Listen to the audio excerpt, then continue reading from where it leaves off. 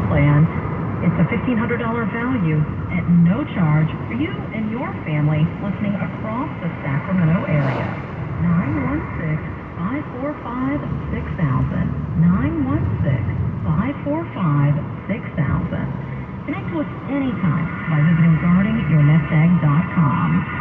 From the Talon Wealth Studios, my name is Kristen Charles. Thank you so much for making Guarding Your Nest Egg a part of your weekend. And I'm Ray Lester. Thanks for all the calls during the program. I know we missed a few. We'll be giving you a call back after the show.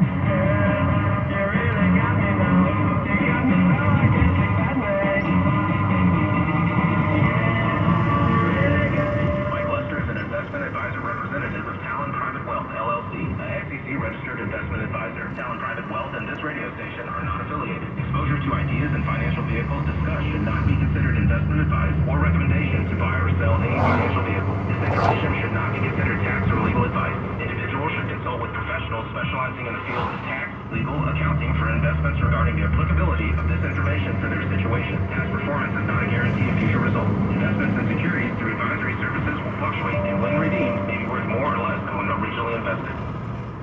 Start your day with Armstrong and Getty. Weekday mornings from 6 till 10. And iHeart's radio station, Fox 650 KFE, Rancho Cordova, Sacramento. This is CBS News on the Hour, your home for original reporting. I'm Wendy Gillette in New York. The first shipment of baby formula from Europe to the U.S. will take off from Germany for Indianapolis tomorrow on military aircraft. It's the launch of the Biden administration's Operation Fly Formula. The nationwide shortage was caused by the shutdown of an Abbott plant in Michigan. Pennsylvania Senator Bob Casey.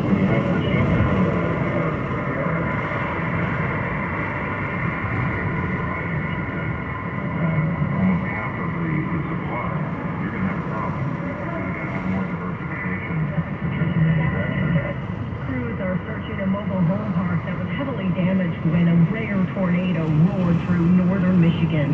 There were no warning sirens. WWJ's Mike Campbell. The death toll has now reached 2, and a third person is unaccounted for, with dozens more sustaining injuries.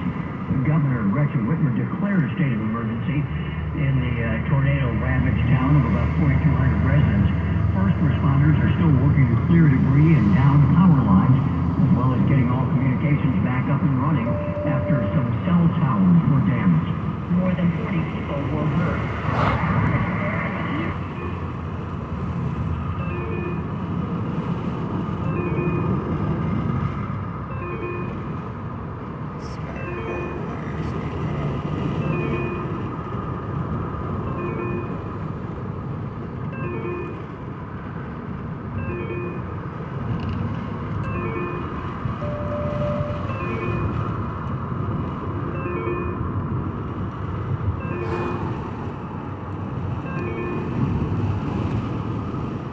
North Korea's nuclear program a grave threat to the region and the world.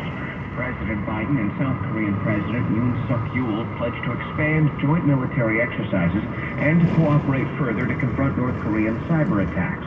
Mr. Biden was asked to meet with Kim Jong-un. His aides had previously said the door is open to talks with no preconditions. But the president said he'd first have to assess whether Kim would be serious and sincere about denuclearization. The notorious B.I.G. Biggie Smalls would have celebrated his 50th birthday this weekend. The Brooklyn-born rapper was murdered in a drive-by shooting in Los Angeles in 1997. New York City Mayor Eric Adams. He was able to turn pain into purpose. He used his music to define what was happening in everyday life. Tonight, the Empire State Building will light up in the late rapper's honor. This is CBS News. There's always something new under the sun. CBS Mornings, weekdays on CBS.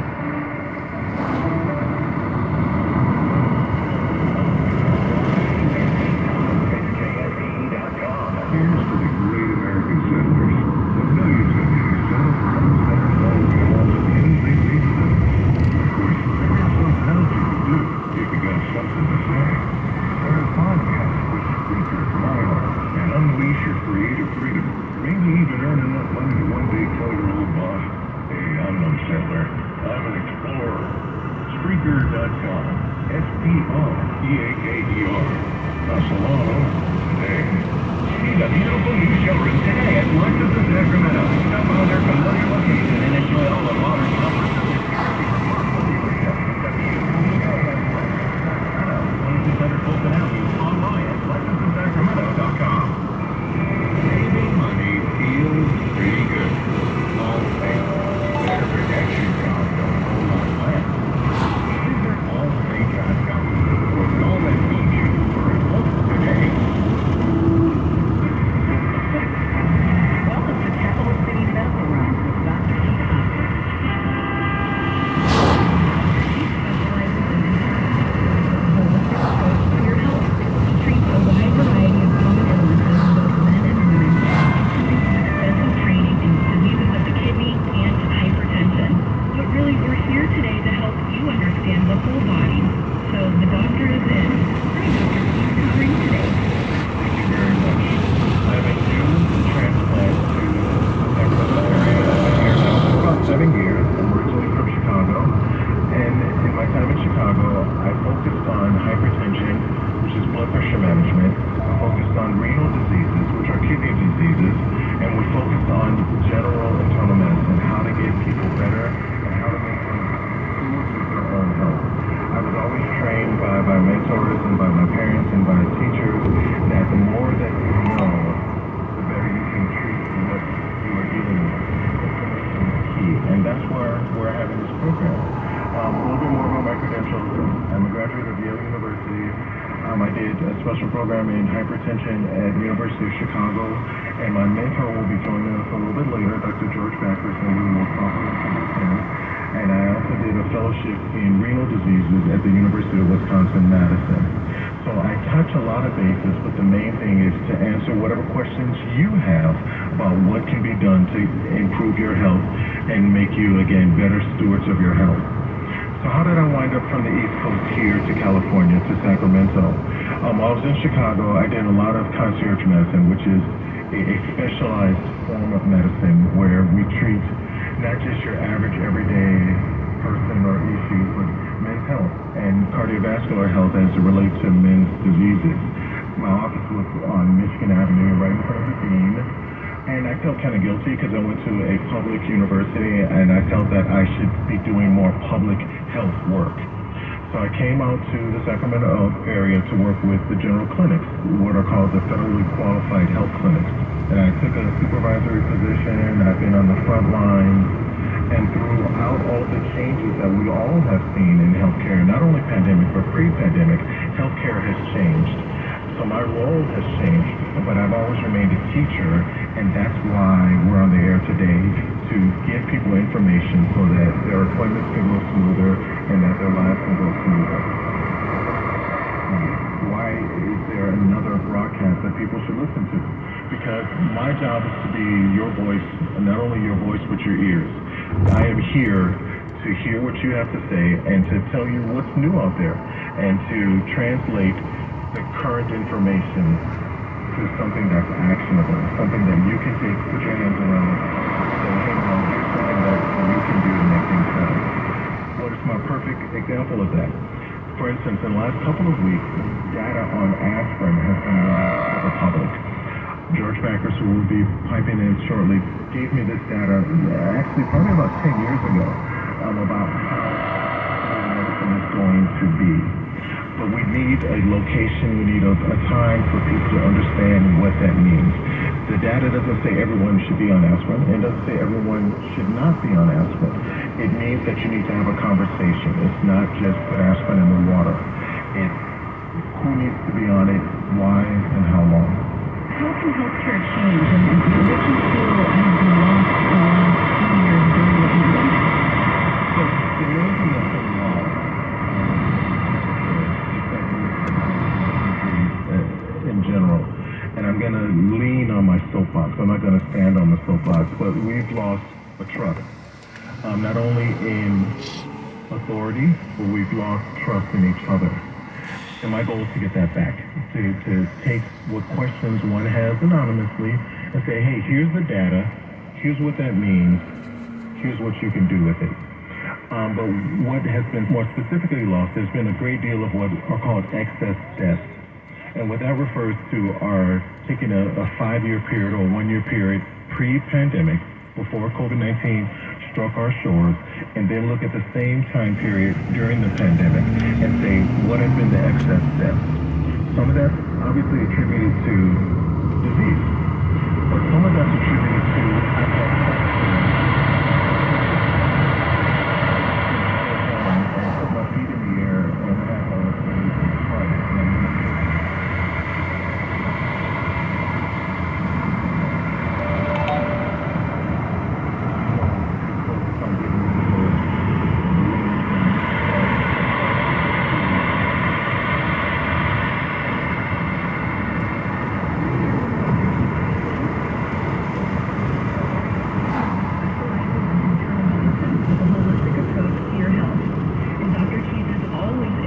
answering your medical questions. You can reach Dr. Keith Hopkins at his email address, capitalcitymed@gmail.com. I'm Kendall Toby with Dr. Keith Hopkins, and you mentioned transruptive care earlier. What can we do about that? So transruptive care is something that I came up with because it hits two important things that are needed in our healthcare system. As I mentioned before, one of those things is trust. But once there's a trust, there can be a change. Trans means change. It means something different. Interruptive means tear down the old and bring in a new. So it's going to be disruptive and it's going to be a change. So I'll put the two together and came up with transruptive. And what does that mean? That means treating the patient. We have to get back to treating the human being that's in front of us. There is such a thing as medical care, but unfortunately that means care through medicine, as opposed to health care, which means getting back to people's health. That means getting back to teaching people what to eat, when to eat, how to eat, what is exercise, how often, maybe not at all. If someone is currently having chest pain, walking up and down stairs, going on a treadmill may not be for them, but that's a conversation. That's a conversation that can be done with your primary care doctor. It can be done through urgent care. However you can get information and use that information is what's key. And that's what I mean by transruptive care, changing our current paradigm and getting back to where we used to be and what our current environment needs. And that's the conversation. That's treating people as human beings. Before we bring on the program's first guest today, what are the top lifestyle changes that you suggest for everyone, no matter what their age? Excellent. I would say the number one thing that can reverse the downward trend in our healthcare, with COVID or without COVID, would be healthy eating. There are certain diets that have been shown over the years to do very well. One of them is the Mediterranean diet and making sure you have a variety of foods. When Dr. Backers and I worked together, we came up with a simple sentence: the more colors on your plate, the healthier it will be. That's a basic concept. It doesn't need to be all brown meat gravy. It doesn't need to be all red to make just a different variety. Our bodies are made to adapt and linked onto varieties of foods. Then it comes down to whether or not intermittent fasting is best for you, or whether or not grazing is best for you, eating every couple of hours. That's something that I have an opinion on, but it's a good idea to talk to your primary care doctor about. It's a good idea to talk with someone who knows you. And I'll give you my opinion, but I want to encourage conversation. I want to encourage change, but I also want to encourage being seen. That's one thing, like I mentioned before, is that we're not going to the doctor. And it's not just emergency rooms. It's we're not going to the doctor. We're not talking to people. We're not getting information. Anytime a major source of healthcare, you probably are not going down the right way. There are a couple of memes that say, Dr. Google does not have my diploma. All of those can be add-ons, but they should not be your primary. We shouldn't go to dessert first. We need to get to the meat. And to be honest, you need a primary care doctor, someone who you trust. And I thought about this on the drive in. I took an Uber Lyft to get in, and I thought about it. healthcare is becoming a gig economy. And what do I mean by that? We are not going to the same person all the time. We're taking who's available.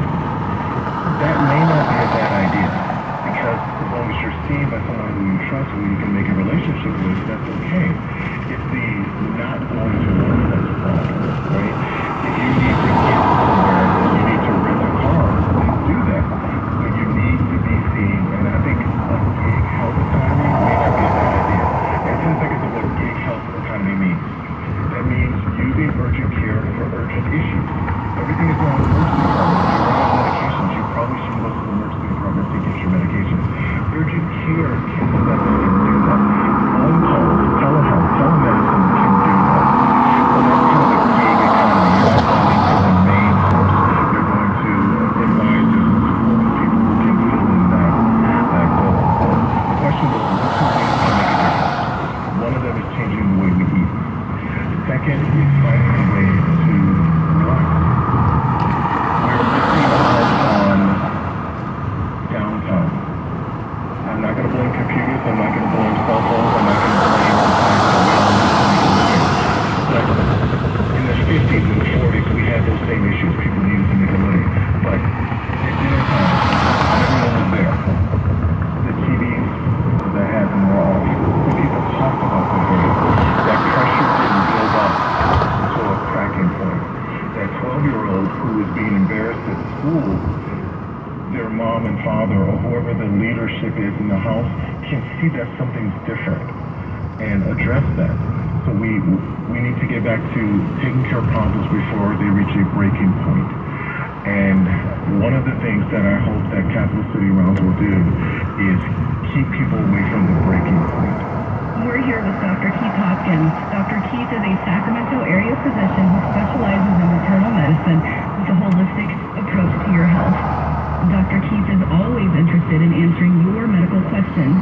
You can reach Dr. Keith Hopkins at his email address, capitalcitymed@gmail.com.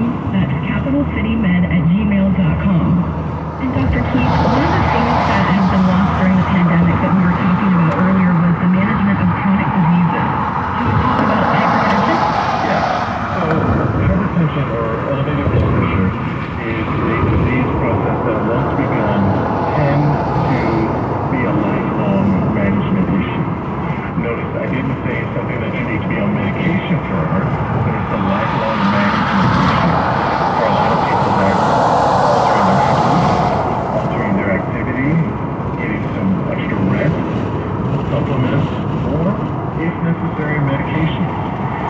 And once blood pressure is out of control, it can decrease the onset of renal diseases, all the other fruit of the poisonous tree, if you will, that can happen from a bad seed, and that being hypertension. As I mentioned, my background is in hypertension management and treatment and recognition. I did a fellowship at the University of Chicago under our next guest, Dr. George Backus. Dr. Backus is a nephrologist and certified hypertension specialist who trained at the Mayo Clinic and at the University of Chicago. He's a professor of medicine and director of the American Heart Association Comprehensive Hypertension Center at the University of Chicago. He has published over 900 peer-reviewed articles and book chapters in the areas of diabetic kidney disease, hypertension, renal diseases, and their progression. He's also served in many national guideline committees, including the JNC7 Executive Committee and Writing Group. And that leads us to resistant hypertension. Resistant hypertension is a term that's thrown around a lot, but I think it's not properly managed nor even defined. So that's why I'm going to turn the mic over to Dr. Backus. Dr. Backus, it's good to hear your voice again, sir. Keith, thank you very much for having me. It's a pleasure. So, in simple words, resistant hypertension is defined as being resistant to being on 3 different maximally tolerated doses of medication for blood pressure with complementary mechanisms. What does all this mean? It means we have a lot of which is a misnomer.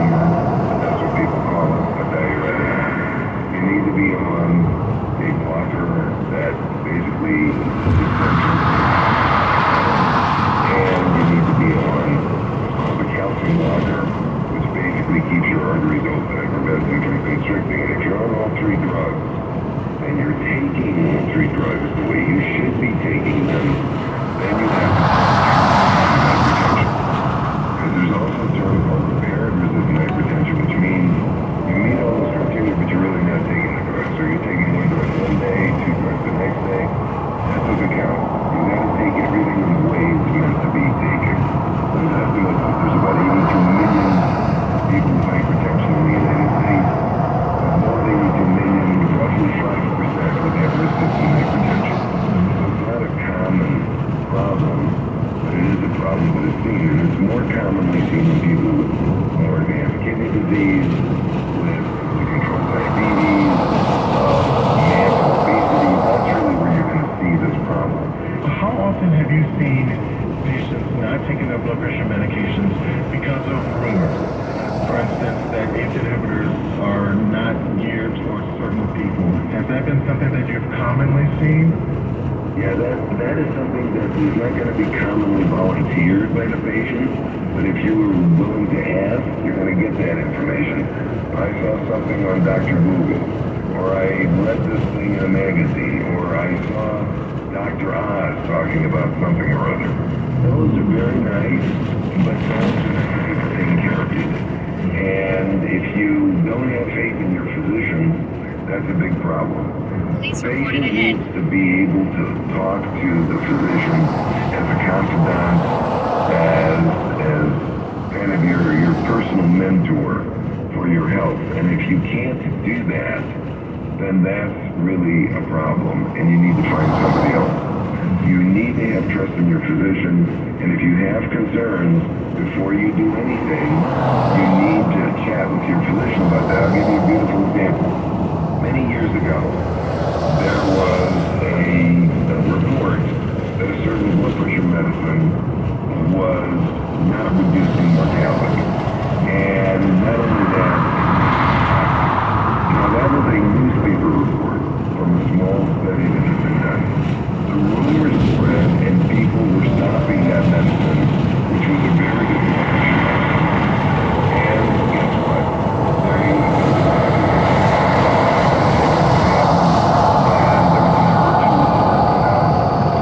nationally to stop taking the drug. In other words, don't stop taking the drug. Consult your physician, get alternative medications, etc.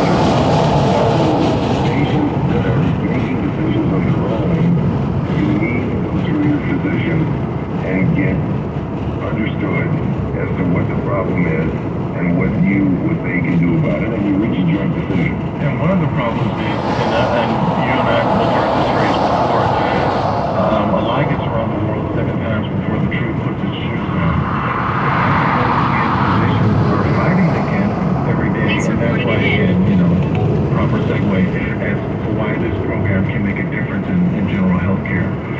How often have you seen of late where sleep apnea is directly contributing to excess mortality through hypertension? Well, sleep apnea, there's two lessons that patients that they have some power over if they would just make their minds up to deal with it. Number one, salt intake. And number two, sleep apnea.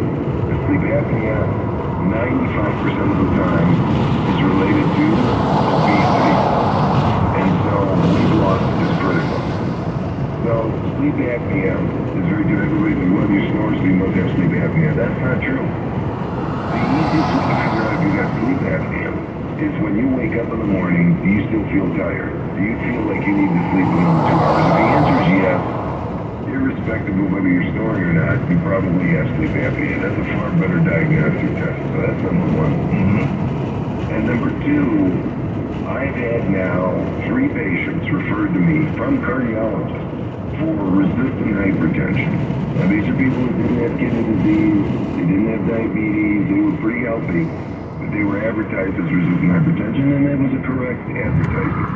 What I did with these people is made sure they were sleeping well, they were not excessively drinking alcohol, but they were all overindulgers in salt. I cut their salt intake to what's the recommendation, which is 2,000 milligrams a day, one level teaspoon for the entire day. And as a result of that, they, over a period of 2 months, came off all their blood pressure medicines. Because there is a thing with salt sensitivity. It's more prevalent in older people, and it's more prevalent in the African American population, but it's real.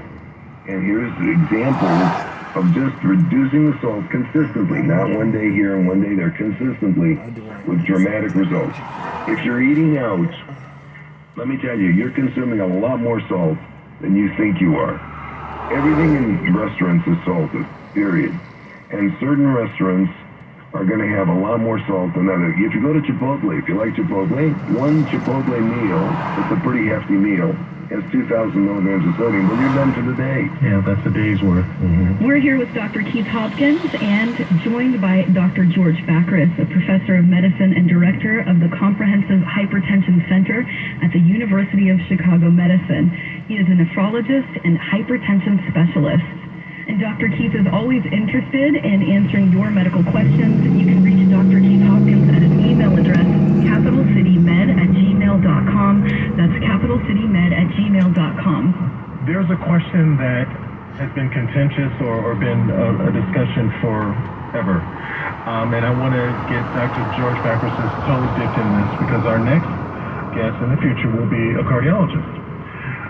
Dr. Bacris, what is your opinion on the driver of hypertension? Not the innocent bystander, but the driver. Is it a renal disease, a kidney disease, or a cardiac disease? Well, it's none of the above, actually. It turns out that it is a genetic disease. And 99.9% of people that have true hypertension, which is showing up at ages 30 and 40, not the hypertension that's showing up at age 70. That's aging. But the hypertension showing up at ages 20, 30, 40, that has almost always been a genetic base. And it turns out the genetics of hypertension involves over 40 genes, and most of the genes regulate, guess what?